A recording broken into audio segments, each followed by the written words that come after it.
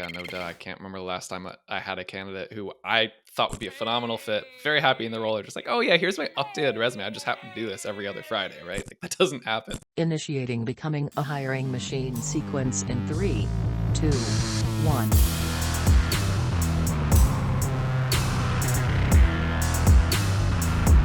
Hey everyone, it's Sam Keenly, and welcome back to Becoming a Hiring Machine. This is the show dedicated to fixing recruitment, going beyond saying what needs to change and instead teaching you how to make that change.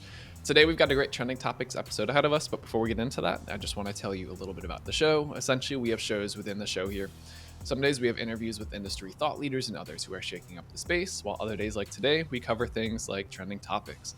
Stop by every Tuesday for a Tactical Tuesday episode where we go deep on how to do something that's going to help drive better results in your day-to-day.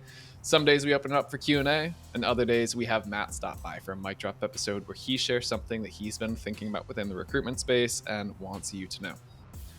All right, today's trending topic: to resume or not to resume? That is the question. Shakespeare definitely didn't say that, but I couldn't help myself with this one. So the topic of resumes, cover letters, ATS tools, auto-rejecting candidates, like all of these have been coming up more and more as of late. So today we're going to get into all things related to the early stages of the hiring process. And so things like, what does this mean for inbound recruiting? And then what about outbound recruiting? Like, does this still apply? So all of that and more with our beloved trending topics co-host, Lex. Welcome back. Hey, happy to be here. And yes, this is a conversation that I feel like has been going on for years, but over the past 3 to 6 months, I have seen an uptick in just commentary on this on LinkedIn, on Twitter, and various places. So I felt like we were due for a conversation about the love hate relationship that we all have with resumes and cover letters. So basically, the point of this whole conversation is to really just kind of open the door to a problem that we all know needs to be solved and just kind of start turning it over a little bit and seeing if there's any opportunities for us to problem solve it a little bit. The early stages of the hiring process are just very flawed. They don't seem like they work for anyone involved, whether that is recruiters, hiring teams, candidates. Everyone seems very frustrated by it, but I think we're all a little bit at a loss as to how to move forward and move beyond it. So, this is one of those interesting things where there's hot takes on either side. As I said, I've seen commentary on this, and there are people who are very strongly on the resumes suck. So, this is an issue that there are very hot takes on both sides of the fence. When you have people in the resumes are the worst camp, and then you have people in the cover letters are a waste of time camp, and then you also have people who are just like, both of these things are not working. What can we do to make this better? And I think that I'll speak for both of us and say that we're both in that third camp. There's a lot of room for us to kind of refine and fix the process when it comes to just how we evaluate candidates early on. And I think that, yeah, we're going to get into some fun experiments, some fun conversations, and just different views on different sides of the fence. So my biggest thing is we're all frustrated. So what gives? These are resumes and cover letters are relics of a bygone era of recruitment. That these are things that seem like they should have kind of moved forward along with other progress that we've made in terms of how we do our jobs, yet they still linger. So I think we're due for some innovation here. Do we need to throw these two things away entirely, or do we just need to kind of evolve the way that we look at them, the way that we present them, the way that they come together in general? So I'm excited. I'm going to start kind of walking through a couple of true trending topics here, things that have come up recently, and we can kind of get into some conversation around them.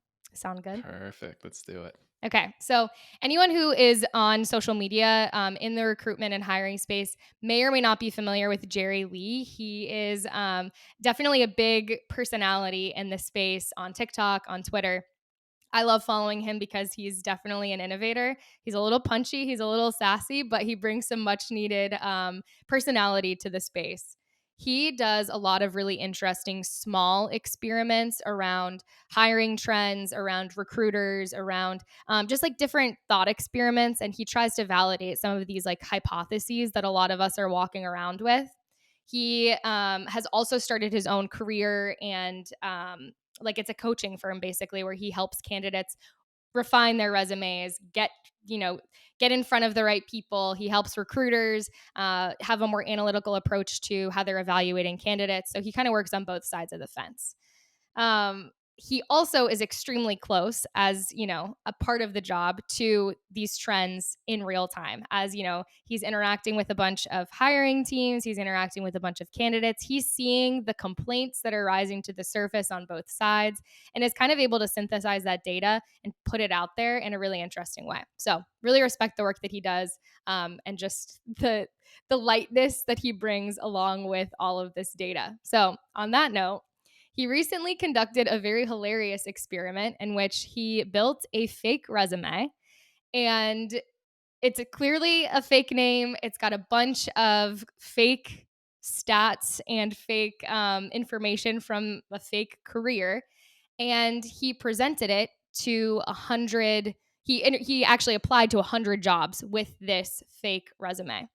I will attach the link to the resume in the show notes. I'm not going to get into all of the details of it, but it is hilarious. The name on it is, I don't even know if I'm allowed to say this on the podcast, but his name is Kisma D.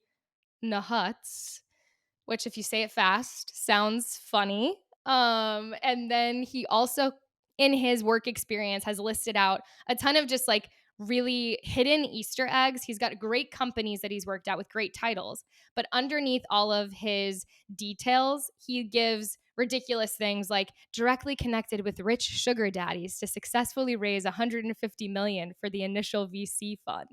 Things like that are sprinkled all throughout this resume. So if you take a close look at it, you're going to be like, wait, what? What is this? Basically, he presented this again. He put this in front of 100 recruiters, quote unquote, and 29 across various big, small, and mid-sized companies offered him an interview based off of this resume. So clearly an interesting dilemma here. The question becomes, okay, were recruiters even looking at these resumes? Were these going through some kind of AI analysis where they see, oh, he worked at Google and Amazon, like, let's move this guy to the next round? Lots of questions there.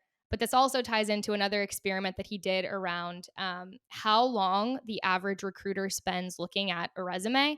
And through this, he had eye tracking software track the eye movements of the recruiters who are viewing various resumes and determining how long they spend looking at certain parts of the page and the flow that they take moving down the page. And there is a strong bias toward the left hand, specifically the upper left hand portion of the page, basically looking at the name and the basic credentials and then moving down to see where did this person work and what was their title. And the average recruiter only spends 6 seconds before making a judgment call on whether or not a resume is a pass or moves on to the interview stage through this experiment. So, really interesting to just think through. There's a lot of detail that is getting missed out on, for better or for worse.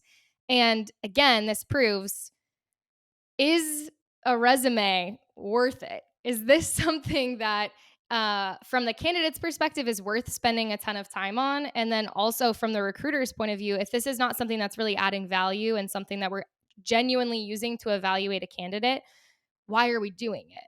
So lots of interesting things coming out of this experiment. Curious for your thoughts, just off the cuff. Mm-hmm. First one is 6 seconds. They read a resume in 6 seconds. I'm going to pause for 6 seconds of silence. You know exactly how long 6 seconds is. Ready? Starting now.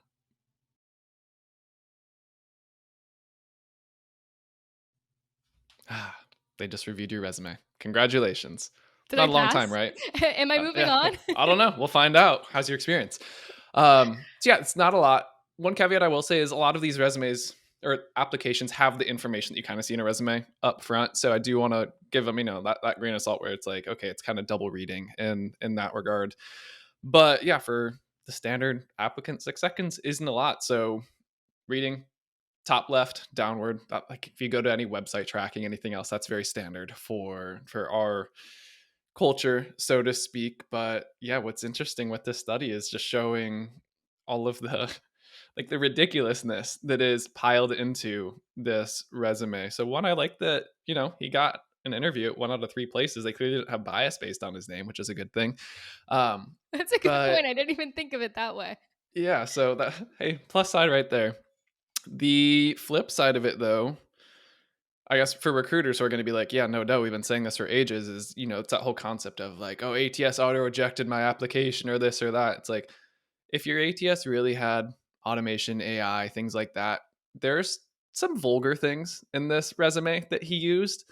And if they were picked up, they would have been rejected right off the bat. I can hard promise you on that if you go and read through it after you watch this episode. So that's where one side of it is just, goes to show all the candidates are saying that. It's just like, well, hey, this just got through. If you need an excuse to say that, like, I can promise you that's not the case in society just quite yet. So yeah, those are the big ones. But going back to some of the original things that you were talking about with like innovation in this space, is it time for innovation? Is innovation needed? Our resume still the best?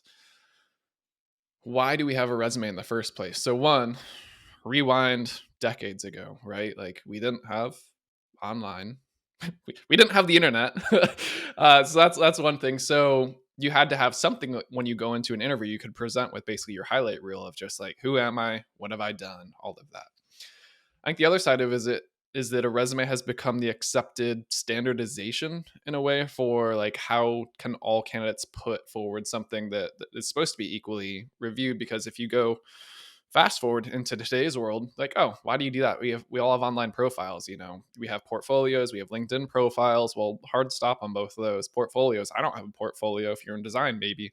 Also LinkedIn, we all the recruiters here know how hard it is, especially to find some very niche roles. Like, what is it? We found like 7 out of 10 healthcare providers don't have a LinkedIn profile and all these other things. So while it's easy to say that if you're in a little ecosystem world of like, I'm a marketer, I'm a recruiter, I'm in sales, you're not on LinkedIn, like, where are you? Well, for most people, they aren't, and they also don't want to. So that's the other hard side of it, is like, is there a way to get past this standardization that a resume kind of levels out? But I definitely think something needs to happen, as we both agreed on in the beginning. But that's the hard part. I know. It's such an interesting thing that you bring up too, because I feel like on the candidate side, the common complaint is, okay, you're asking me to have a resume, but then you're also asking me to input all of the information that's contained within my resume in my job application, in whatever software that you're using. And so I think for a lot of people, resumes kind of represent this cumbersome, like box checking piece of the puzzle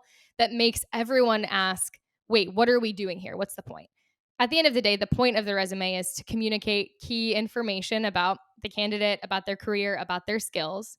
And yes, for a long time, the resume as we know it has been the way that we have done that. But as more tools and technology become available to us, we've kind of started doing this both and situation of, okay, we're asking you to present this information, but then also give me the resume just because, I feel like I need it. And so I think that this is one of those things where as we start to move forward, how do we take what works from resumes and like go back to that, like, what is the point of them? How do we get that information that we need to be able to present to, the hiring manager, that we need to be able to like take with us as we move forward in the process without having just this kind of boxes that need to be checked mentality. So I think that that's kind of where my head goes is, okay, we're doing it for a reason, but we've kind of evolved beyond that and now we're still doing it. So how do we move forward here in a way that's convenient and efficient for everyone?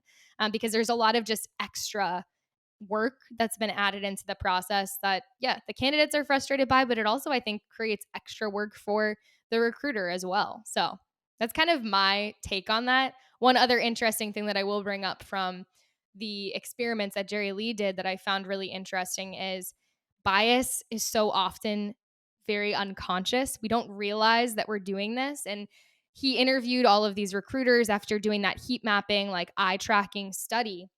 And they had no idea that they had been, focusing only on key parts of, pieces of information. And so I think that this is just a really good reminder to all of us that we're kind of operating in this mentality of just like being on autopilot in one way or another. And I think that resumes kind of force that out of us. As a candidate, you're kind of like, all right, I got to put this information in. This is the way that everyone does it. So this is what I'm going to do. As a recruiter, you're looking at this information and you're not expecting anything to really interest you or like really jump out at you other than, yeah, those things that go down the line of what is their job title, where did they work.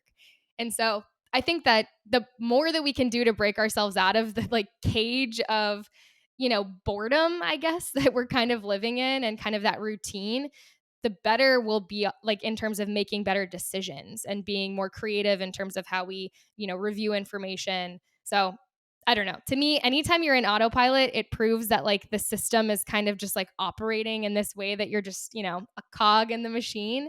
And I think that, yeah, there's room for us to innovate here for sure.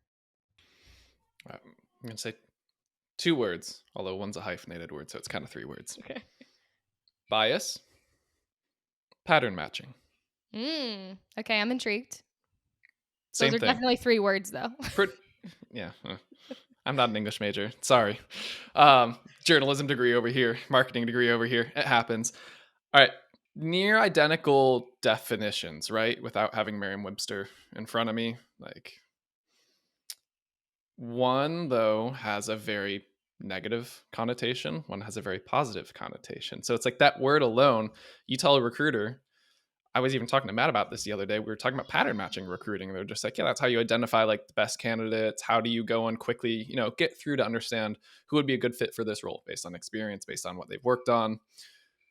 But pattern matching is, in a sense, it's a bias because you are obviously then steering towards and away from certain people because of those patterns that you understand about companies that they worked for, roles they've had. Like, so I don't know. It's a really interesting dichotomy on the same thing, but it's almost like whichever word you use, all of a sudden one's like embraced widely by recruiters, and the other one's just like, oh, faux pas, like you can't say that, you can't do that. Yeah, that's a really interesting point. And it is one of those things where it's like, okay, data is relevant to the decisions that we make. And it's not like we can just, this is the argument for having a resume versus only using cover letters to make hiring decisions. Like, yeah, someone might really, really want to work at this company and write a beautiful cover letter that paints this picture of, how much value from a culture perspective they could add. But at the end of the day, like you need the data of, okay, what can they do?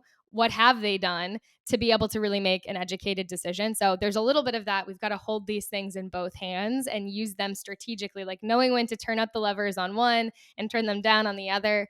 And so you actually presented a really nice segue into the next piece of the conversation, which is cover letters. I'm curious, like I love cover letters because I'm a writer, but I, as an analytical person, what are your thoughts on cover letters? Like them, hate them, think that they're dumb? I'm really curious.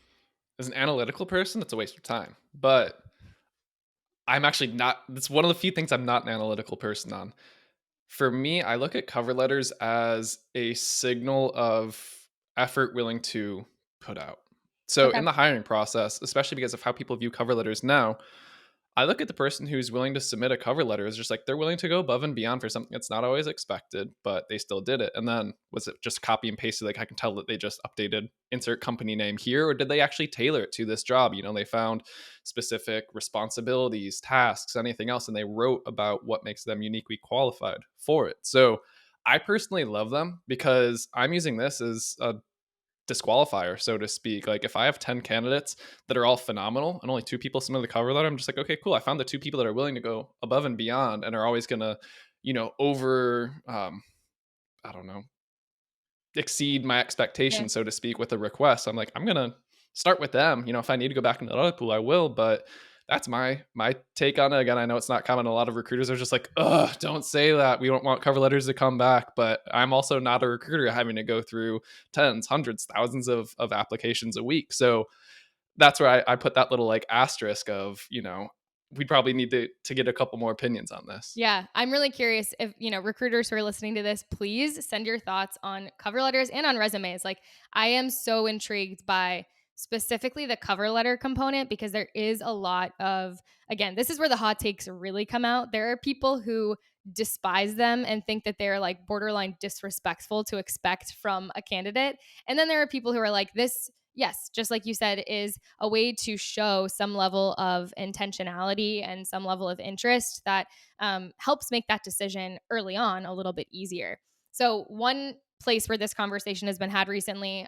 You and I know both are fans of the 37 Signals Rework podcast. I love all of the things that they get into, but they had a really interesting take with Jason Fried and then David Hennemeyer Hansen. I always say his name wrong. I don't know if I'm ever saying it right, so I just call him DHH because it's just easier. The two of them are just a funny duo. They are not afraid to make hot takes. And I think it's DHH who says basically that resumes are just trash and that cover letters are the best way to gauge a candidate early on. And he is a fairly analytical person. So I was kind of surprised by that take, especially coming from him, because in my mind, someone who loves data is going to love just like looking at a resume and synthesizing all of that data as fast as possible and then making a decision and moving on. But his take was basically like cover letters are the way that you can see specialized interest and specialized skills. Like it's an opportunity for the candidate to really prove and validate on some level the information and the experience that they've listed out and detailed in their resume. And so he basically says it's a way to weed out like the people who have read the job description and the people who haven't. And I thought that that was an interesting way of looking at a cover letter at face value. So I think that this is one of those issues that, again, love that take.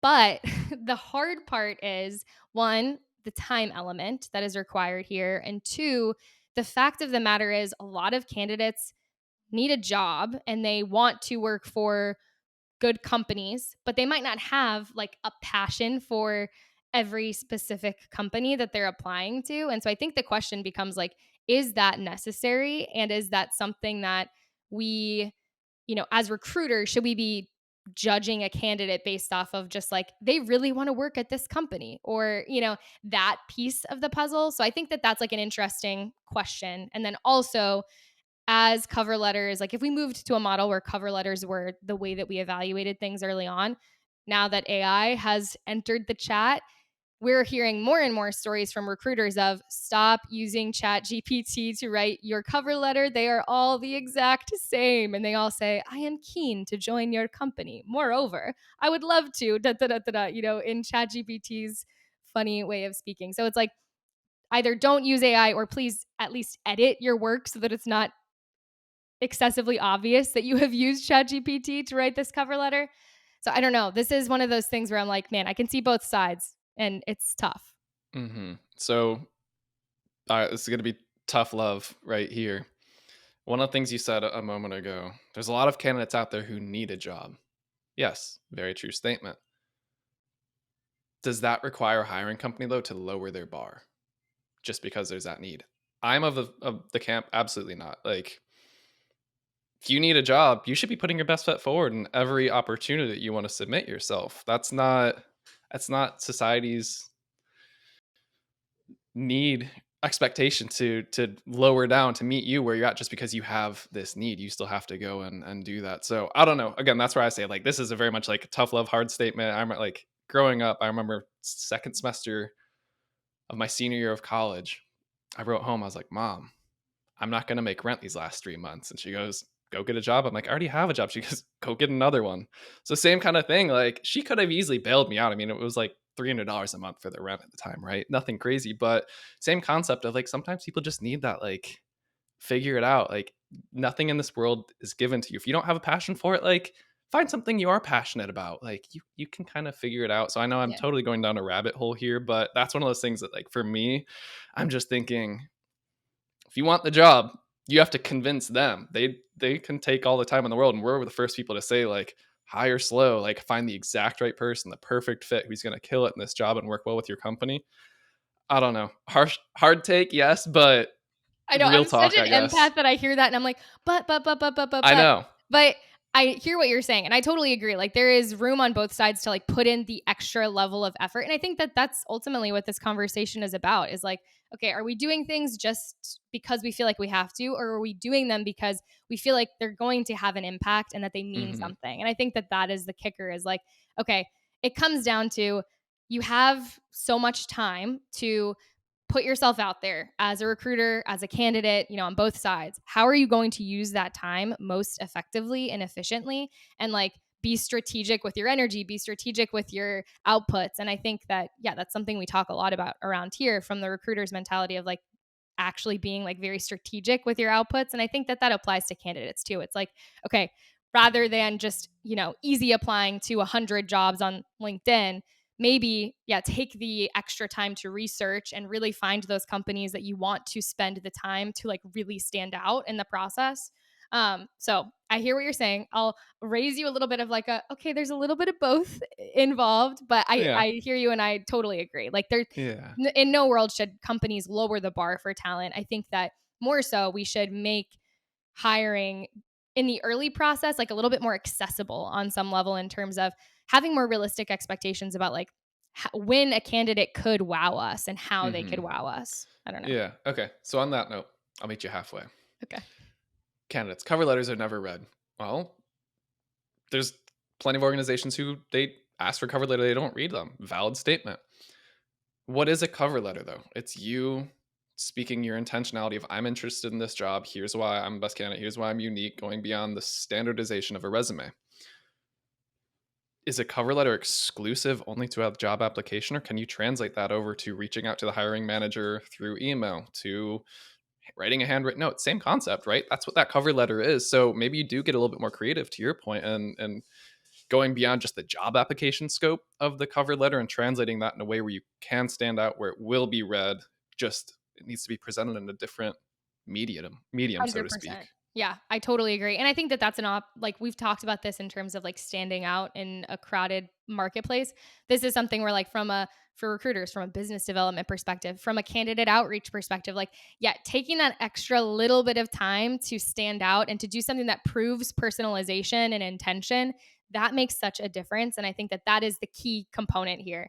And also, as like, a hiring company, as a recruiter, if you are requesting cover letters as part of the process, knowing the fact that candidates are like, are they even going to read this? Like, what's the point? Maybe make a note in the job description of, hey, we actually read every cover letter, or hey, we actually look at these things. So please, like, submit this. I think that even just having a little disclaimer like that could go a long way in terms of making candidates feel like, okay, this is worth my time. This is something that I'm going to actually pour some effort into. And I think that if both sides are willing to prove some level of intentionality, it'll be better for everyone. And it'll be something that like trust is built through those tiny little interactions. And that, again, is what this all comes back to, is trust and relationships and having that long-term mentality. So I don't know. Lots of thoughts there. Yeah. All right. Next take Yeah. on a similar subject. Yes. So, rounding out just kind of like our topical conversations in terms of people who have thrown their hat in the ring as and have had opinions on this lately. James Hornick, he is the chief growth officer at Hirewell. He has a really great weekly newsletter that I recommend to anyone who's in the space. It's just got a lot of really interesting nuggets. It's like a 60-second read every time. And he just goes through things that are happening, in hiring, within the market, all of that. So he recently put out a newsletter on resumes, and he was basically like, I hate them. I think they suck. No one likes reading them. No one likes writing them. He's always kind of like, a little sassy, which again, I appreciate. And basically, he says, they're poorly written a lot of the time, and they're also poorly reviewed a lot of the time. So what are we really using them for? His main take was, we often just use them as a way to rule candidates out, not really a way to get excited about candidates. And I think that that's an interesting mentality switch that we could have. He talks a lot about, and I found this really interesting, the best candidates don't often have the best resumes because they don't need to. They're, at jobs for longer periods of time, perhaps, or when they're making moves, they're doing so because recruiters are reaching out to them. They have a relationship that turns into a new job. They work really well with a team member who then moves to another company who then takes them with them. Like, there are all of these things that happen with high performers a lot of the time that make it so that they just like don't really touch their resumes over time. I mean, I'll say this. I don't remember the last time I updated my resume. It's been a long time because so much of it really does come down to relationships, the strategic element of, connecting with other people and having that long-term mentality when it comes to your career. And so I think that that makes it a little bit challenging for recruiters who, yeah, are dealing with, in an inbound situation, resumes that, you know, you can almost assume that these are not going to be the cream of the crop resumes because of the fact that the best candidates might not have the best resume. So I thought that was a really interesting challenge slash question. And then from an outbound perspective, it's like, if you're asking someone for a resume, are you just asking them to do work just to have a conversation with you? That doesn't seem like the best approach either. Man, wheels are spinning on this one. That's so true as I think about it. And yeah, every recruiter here is just like, yeah, no duh. I can't remember the last time I had a candidate who I thought would be a phenomenal fit, very happy in the role. They're just like, oh yeah, here's my updated resume. I just happen to do this every other Friday, right? Like that doesn't happen at all. So I don't. My head just goes to experience. I can't even come up with a good idea for people to do it. Like pick like one of the most technologically advanced, like best engineers out there, have them like anonymize it, take their name out, just like write down what they've done, compare that to someone else who's written it really well and formatted it well.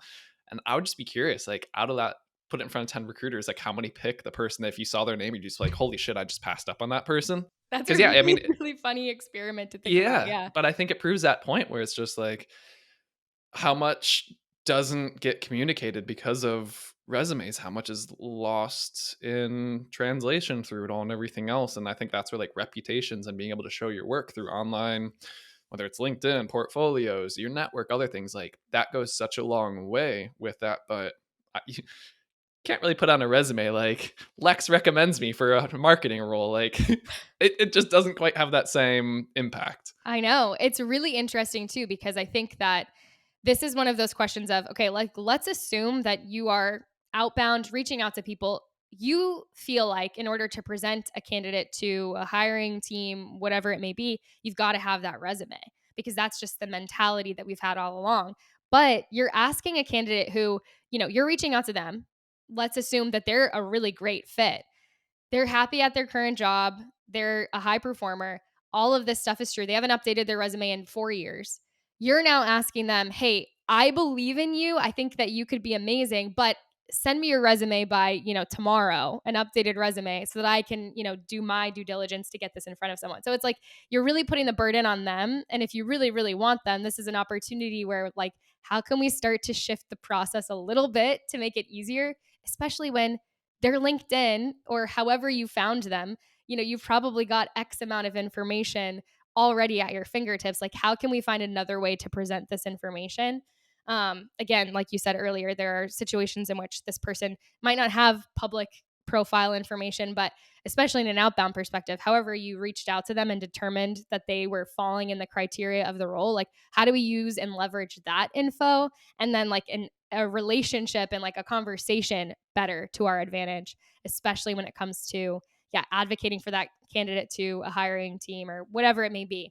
So I don't know. I think it's a really interesting point. And this was the most compelling and like convicting for me in the sense of, okay, there's something broken here. This is not a perfect system. And like, we still need a way to access this information. We still need a way to present this information.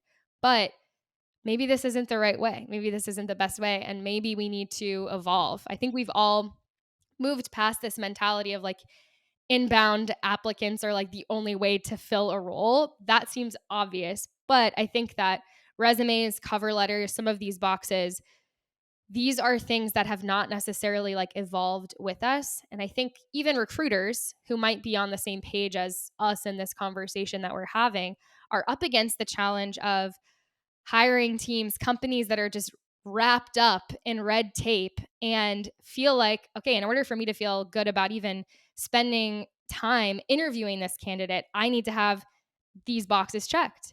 And so I think that this is an opportunity where, again, trust becomes so, so, so key in every piece of the puzzle, every single relationship.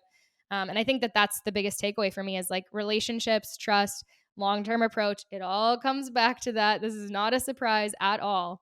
But yeah. That's the hard part. That's $1 million question. And that's the getting so easy to say. Oh, just put your trust in me. I'm an external recruiter who knows best. I can judge candidates. Well, we have to remove bias from our process. We can't do that. How do we know? Like if we have everyone submitting a resume, that remove there's all those things. But yeah, I'm fully with you. But that's the question that every recruiter is coming up against. It's like that's the hardest part of it is managing those expectations and just saying like you've hired me to do a job. Let me do my job. I promise you'll be happy with the outcome.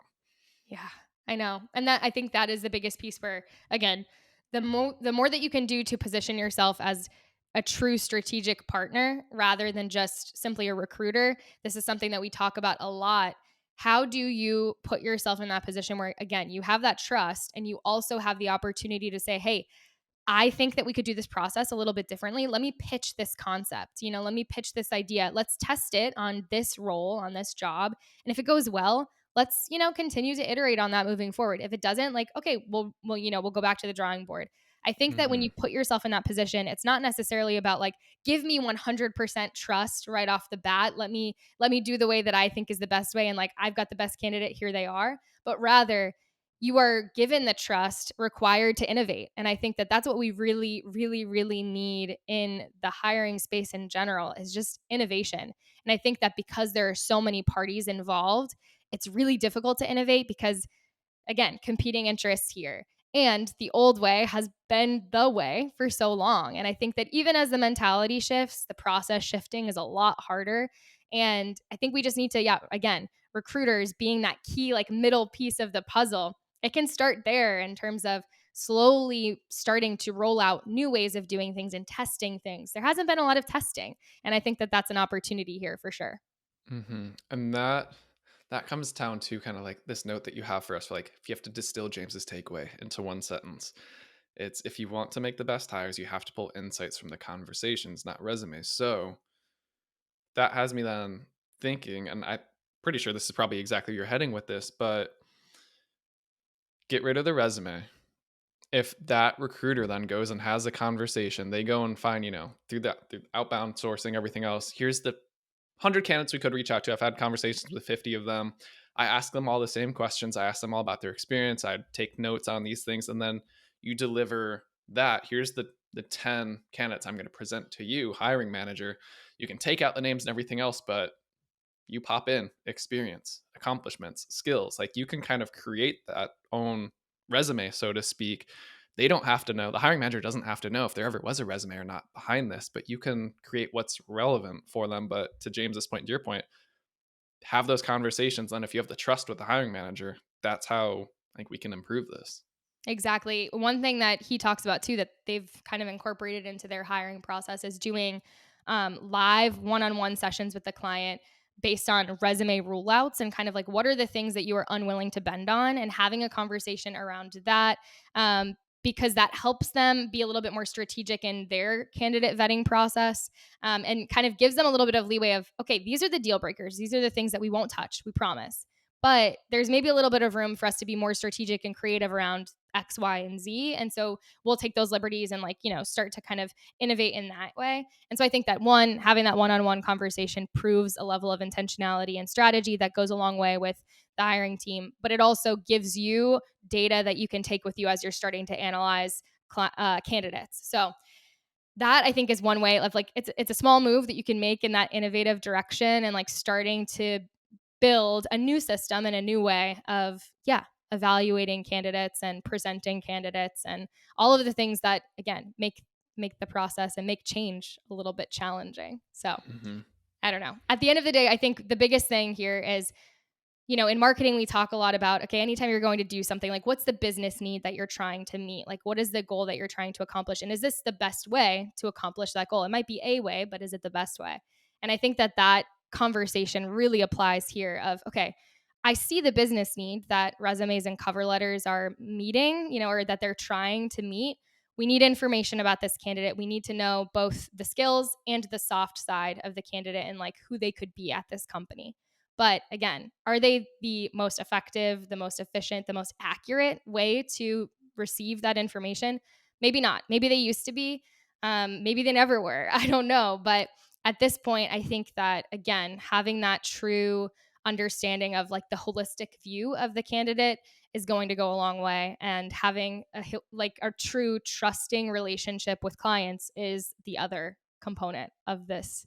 So I don't know. Lots of change coming. I think, again, AI, as always, has thrown a wrench in everything and is going to complicate things even more. And I think that for better or for worse, AI might mean the death of the resume and the cover letter as we know them, just because people are kind of like automating almost too far. And so I don't know. I'm curious to see how the next, year shakes out, honestly. I think the timeline on Hmm. change is a lot faster than it used to be.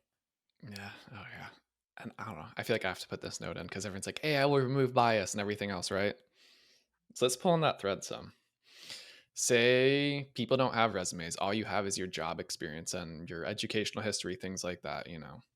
Lex started as a junior copywriter at company 123. Then she moved to manager of copywriting at company ABC.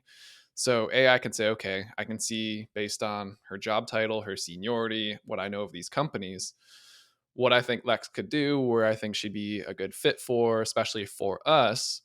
But there's a lot of insinuations there based on like what that role is. Every company, copywriter at company A is very different than copywriter at company B.